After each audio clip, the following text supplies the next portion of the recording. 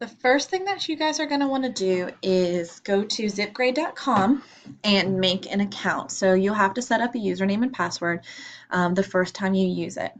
Now, once you get in, you're going to take that purple piece I gave you and go to My Account, and you're going to type that code right here. And what that code does is allow you the paid version because there is a free version. However, we actually bought you the full site license, so type that code in order to access.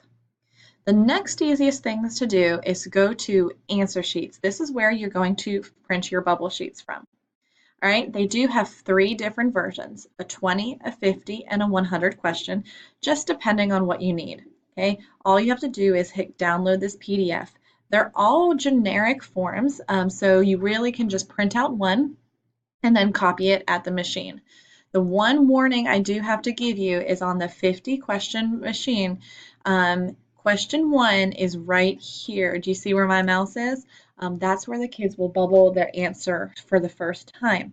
All right, this box up here really confuses the kids. It says student zip grade ID. This is an optional part of the program, and you can use it if you want. This is where a kid would theoretically bubble their lunch number in.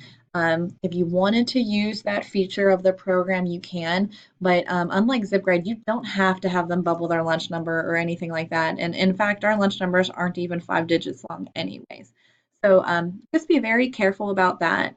The other thing about the keys right here, you can make different versions of the test. So make sure that they see over here, there's an A, B, C, and D. If you do have only a 20 question quiz, notice that the little ABC is down here. Those are the form number for those of you that like to give multiple versions of the test.